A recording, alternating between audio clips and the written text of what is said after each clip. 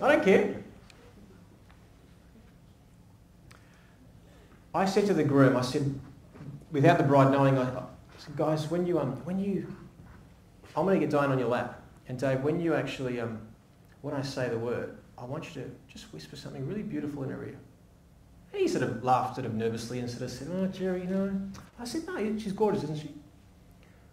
So, and you know what? How normally I get the groom in the action? If you guys get grooms who don't really want to get into it, you know what I always say? Let's say you want the groom, let's say, to kiss the bride, and he doesn't want it. Have you ever had that?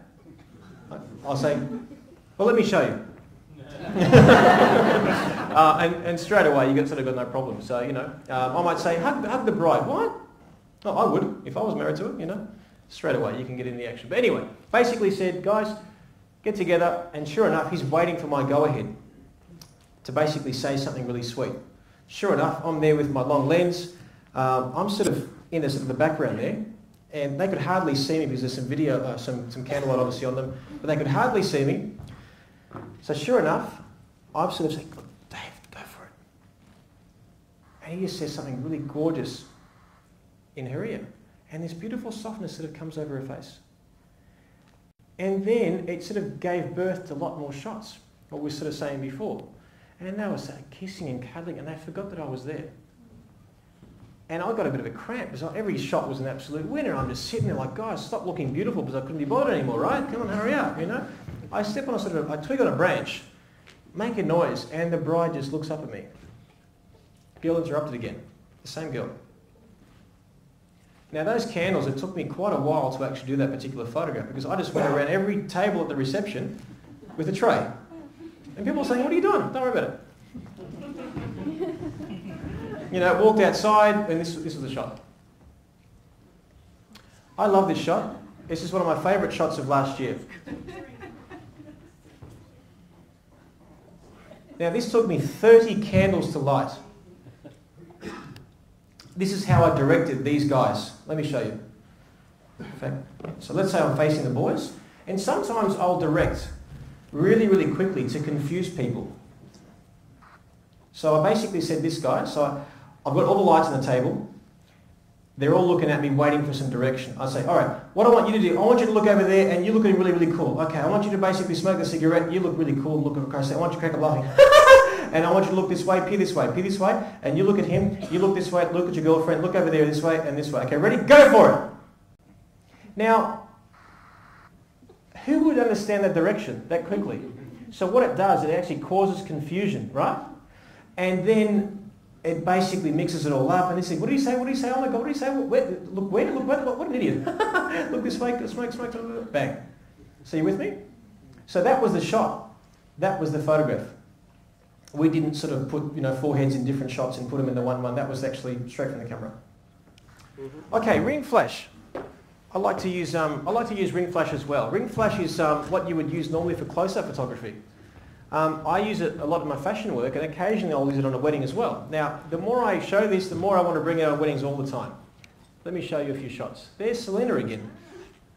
You're my model of the moment for a while there, weren't you? You just don't care anymore. We don't call. You don't go for coffees anymore. You just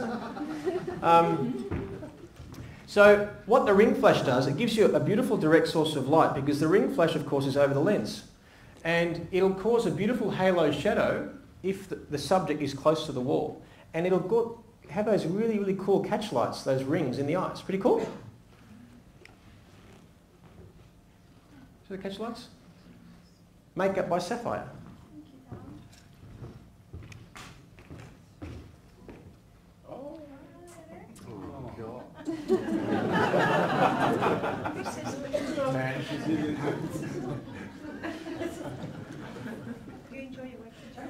Have you finished yet? So here I've got actually a ring flash, but I've taken it off the lens and I'm basically holding the ring flash here with the reflector here. So I've actually got two catch lights, one from the ring flash and one from the reflector. So there's that cool little triangle thing, that Rembrandt thing. Gee, I love my job. Sorry, honey. Explain the photo. Explain the photo. So once again, guys, we've got the subject really close to the wall and a beautiful halo shadow. Really cool fashion appeal, don't you think? It's a really cool fashion look. Turning the ordinary to extraordinary. What do you think? That's our job, isn't it? Now, it's very easy to get someone absolutely gorgeously, beautifully, you know, who knows how to work it, who knows how to stand, who knows how to laugh and be all those situations at the right place at the right time. Now, all those things would be great, but often we're not blessed with that kind of particular clientele. You with me? It's funny, it reminds me of something. Have you ever had a couple sort of walk in and say, look, you know, I want to look like Angelina Jolie? Yeah, all the time. Isn't that funny? It reminds me of something that I said on a wedding day. And I'll tell you what, have you ever said something on a wedding day that you wish you didn't? So on this wedding day, I had this family shots. Now, I have a lot of fun during family shots. I sell myself during the family shots, as you basically saw. So what happened was, I had about 10 people there, and this auntie says to me in Greek, "Na μου κάνεις να είμαι όμορφη," which means, make me so that I'm beautiful. And she had wrinkles, and she had these, you know, these moles, and she had all these things. I like, you know, and the first thing that came to my head, and I said it out loud, was, "I'm a photographer, not a panel beater."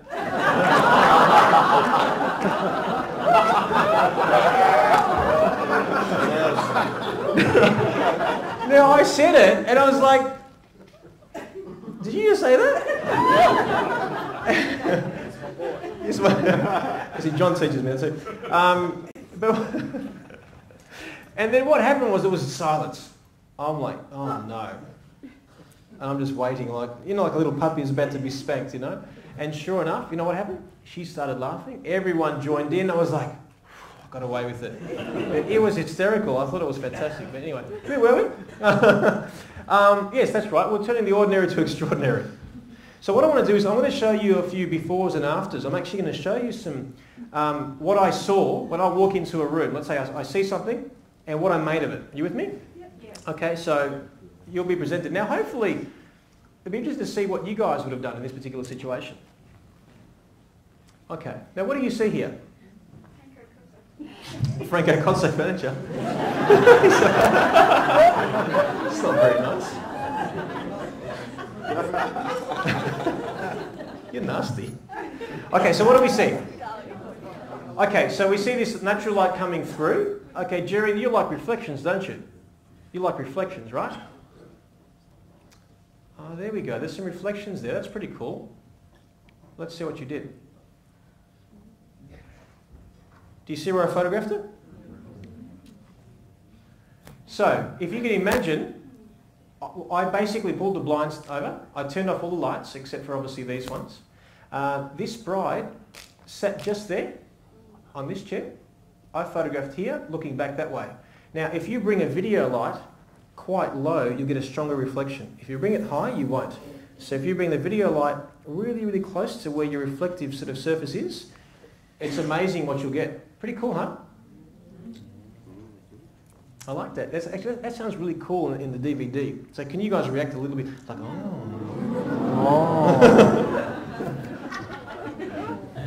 I told you before that I'm not really shy, right? So what I normally do, literally, as you saw in the documentary, I actually walk into a house and I look in every room.